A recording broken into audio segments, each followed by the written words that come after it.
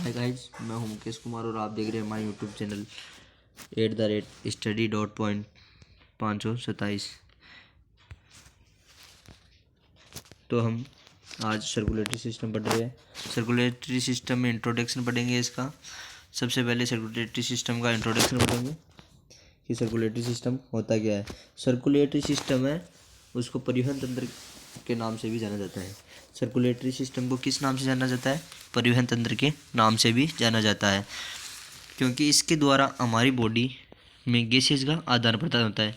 कि इसके द्वारा हमारी बॉडी में क्या होता है कि इसका गैसेज का आदान प्रदान होता है, जिसका मुख्य माध्यम है कि किसके माध्यम से ये गैसेज आदान प्रदान होती है।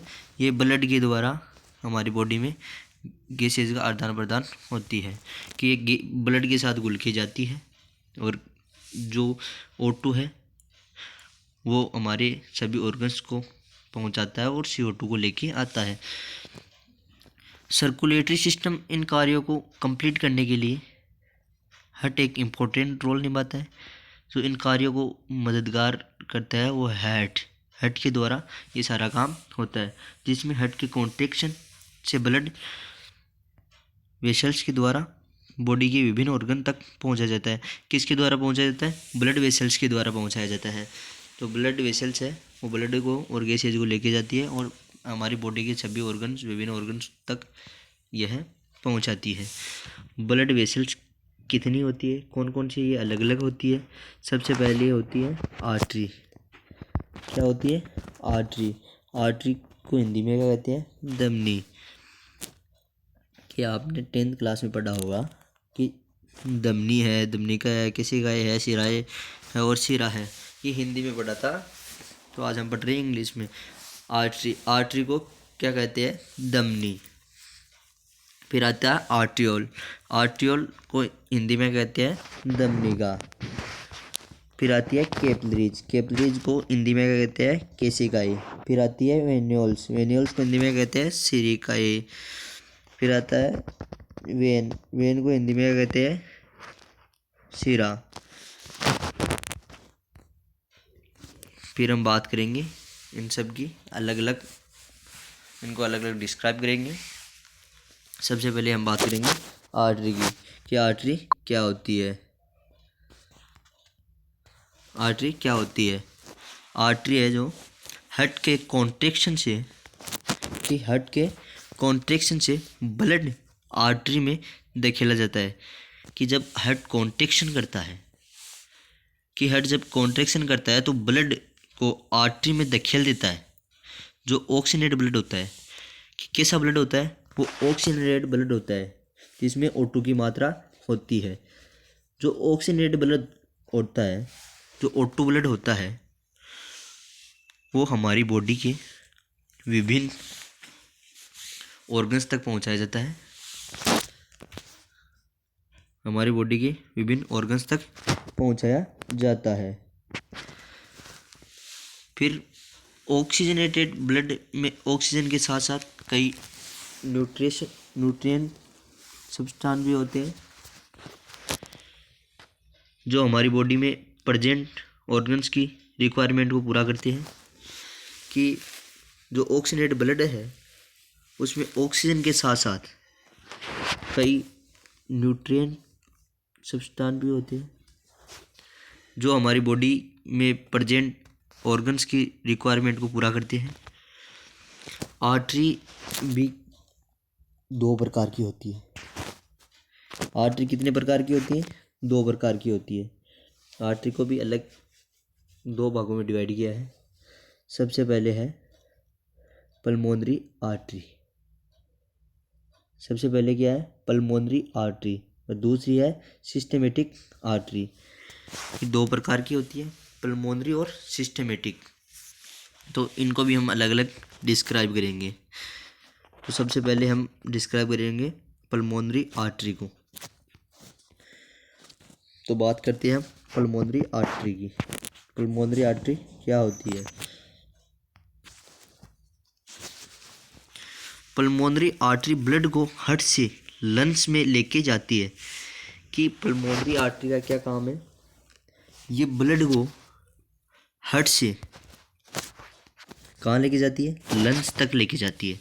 कहाँ तक लेके जाती है? लंग्स तक लेके जाती है, जिसमें ऑक्सीजन कम मात्रा में पाया जाता है। कि जो ये पल्मोनरी आर्टरी है, जो ब्लड लंग्स तक लेके जाती है, उसमें ऑक्सीजन की मात्रा होती है वो एकदम बिल्कुल कम होती है। ऑक्सीजन के युक्त ब्लड, जिसे ऑक्सीजनेटेड ब्लड होता है, लंग्स से हार्ट में पल्मोनरी वेन के द्वारा लाया जाता है। कि हमने अलग अलग ना पढ़ के पल्मोनरी आर्टरी और पल्मोनरी वेन को एक साथ पढ़ रहे हैं। तो यहाँ लंग्स में गैसेज का आदान प्रदान हो जाता है। फिर डीऑक्सीनेटेड ब्लड है, जिससे CO2 तो लंग्स ले लेता है, और ऑक्सीजन है उसको ब्लड में छोड़ देता है। इस तरह ये ब्लड है, यहाँ गैसेज का आदान प्रदान हो जाता है। फिर जो हमारा ऑक्सीजनेटेड ब्लड है वो पल्मोनरी वेन के द्वारा हार्ट तक लेके जाया जाता है। फिर बात करते हैं हम सिस्टमेटिक आर्टरी। सिस्टमेटिक आर्टरी है जो हार्ट से ऑक्सीजनेटेड ब्लड को कंप्लीट बॉडी की सबसे लॉन्गेस्ट आर्टरी है। कि हमारी बॉडी की सबसे लॉन्गेस्ट आर्टरी है वो है ऑक्सीजनेटेड ब्लड को कंप्लीट बॉडी की सबसे लॉन्गेस्ट आर्टरी है एवं मुख्य सिस्टमेटिक आर्टरी है। कौन सी आर्टरी है? वो है सिस्टमेटिक आर्टरी है। कौन सी आर्टरी है? सिस्टमेटिक आर्टरी है। हमने पल्मोनरी आर्टरी के बारे में पढ़ा और सिस्टमेटिक आर्टरी के बारे में पढ़ा कि पल्मोनरी आर्टरी है जो हमारे लंग्स है, सॉरी हार्ट है, हार्ट से डीऑक्सीनेटेड ब्लड लेके जाती है। कहाँ तक? लंग्स तक लेके जाती है, और लंग्स से हार्ट तक ब्लड लाती है। कौन? पल्मोनरी वेन लाती है, जो होता है ऑक्सीजनेटेड ब्लड होता है। फिर बात करते हैं हम सिस्टमेटिक आर्टरी। सिस्टमेटिक आर्टरी का काम है कि हार्ट से ब्लड लेती है। कहाँ से ब्लड लेती है? ये हार्ट से ब्लड लेती है और पूरी ऑल बॉडी में ये सप्लाई करती है, और ये सबसे लॉन्गेस्ट आर्टरी होती है। कौन सी? सिस्टमेटिक आर्टरी सबसे लॉन्गेस्ट आर्टरी होती है। फिर हम बात करते हैं आर्ट्रियोल्स की। तो आर्ट्रियोल्स क्या होते हैं?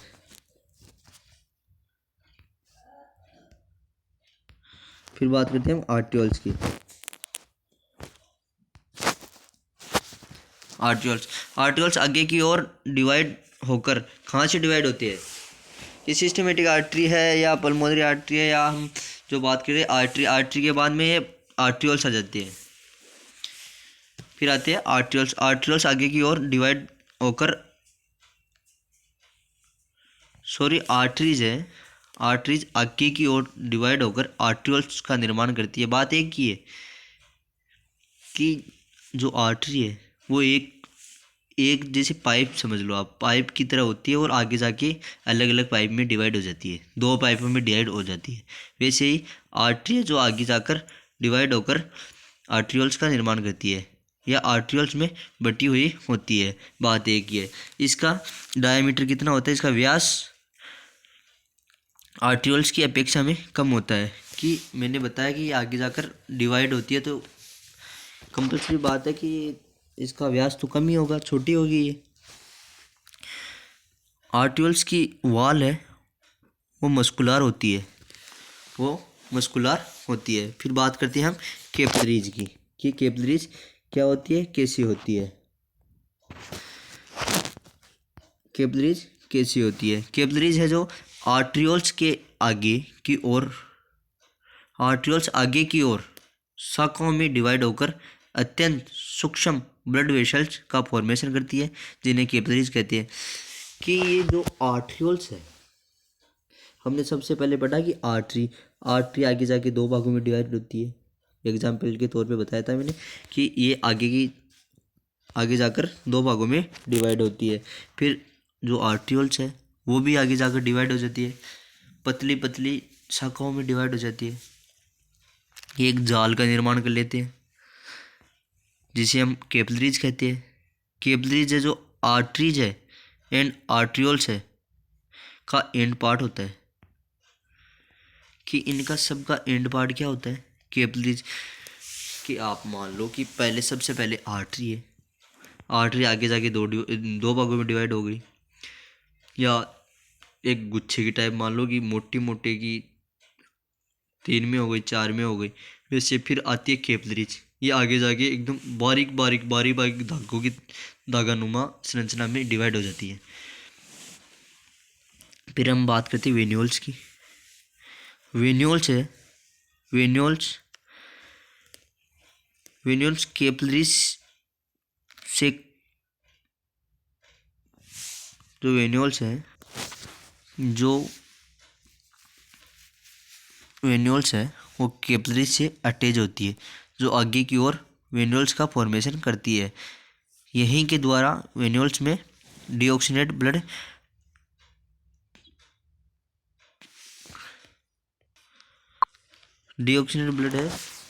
जो यहाँ से ही ट्रांसफ़र किया जाता है। फिर बात करते हैं हम वेन्स की, कि वेन्स क्या होती है। वेन्स हमारी बॉडी का वह माध्यम है जिसके द्वारा डीऑक्सीनेट ब्लड सुपीरियर वेना केवा एवं इन्फीरियर वेना केवा के द्वारा, ये क्या है कि सुपीरियर वेना केवा और इन्फीरियर वेना केवा हार्ट के राइट एट्रियम में ब्लड को पहुंचाया जाता है। कि कहाँ पहुंचाया जाता है? हार्ट के राइट एट्रियम में पहुंचाया जाता है। फिर बात करते हैं वेन्स बॉडी के ऑल ऑर्गन्स के ब्लड को कलेक्ट करके हार्ट तक पहुंचाने का कार्य करती है। कि वेन्स का क्या कार्य है? वेन्स का क्या कार्य है? वेन्स का कार्य है कि ये ऑल ऑर्गन से ब्लड को कलेक्ट करके हार्ट तक पहुंचाने का वर्क करती है। वेन्स का और ज़्यादा कोई काम नहीं है, ये पूरे ऑर्गन से ब्लड कलेक्ट करती है और हार्ट तक पहुंचाती है। कैसा ब्लड कलेक्ट करती है? ये डीऑक्सीनेट ब्लड कलेक्ट करती है और फिर हार्ट तक पहुंचाती है। धन्यवाद। आज की क्लास आपको अच्छी लगी होगी, इसे लाइक करें, शेयर करें, सब्सक्राइब करें और फेसबुक पर देख रहे हो तो फॉलो करें। धन्यवाद।